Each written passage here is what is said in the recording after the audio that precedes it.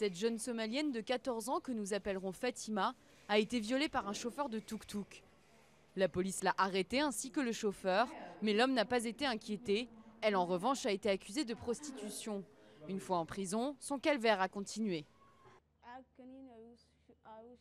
Le gardien de la prison, il m'a donné un verre d'eau avec de la drogue. Et quand j'étais saoule, il m'a violée. Fatima est restée en prison pendant 1 mois et elle dit avoir été violée à plusieurs reprises. Sa tante a tenté de la faire libérer, d'alerter les autorités. Fatima est sortie grâce à l'aide d'une association de défense des femmes. En Somalie, pays ultra-conservateur de la Corne de l'Afrique, les violences sexuelles sont fréquentes et donnent rarement lieu à des poursuites. Fartoun Adan, responsable d'un centre qui aide les victimes de violences sexuelles, assure que le pays fait des progrès.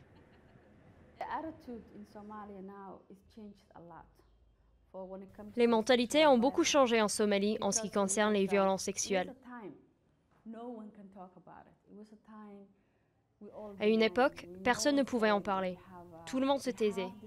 Désormais, il est admis qu'il y a un problème.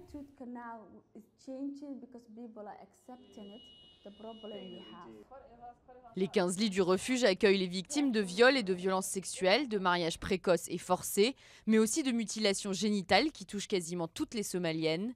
Cette jeune fille qui se fera appeler Marianne a 18 ans. Il y a 1 an, elle a été mariée de force à un homme qui l'a battue et violée. Elle a tenté de s'échapper plusieurs fois, mais son père l'a ramenée à son mari.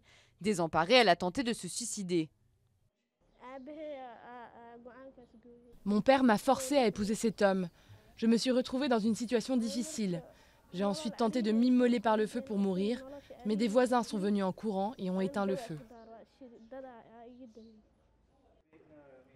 La constitution provisoire somalienne de 2012 interdit toute forme de violence envers les femmes, mais aucune des lois concernées n'a encore été votée, dans un pays plongé depuis 20 ans dans le chaos et la cible d'attaques constantes des islamistes Chebab.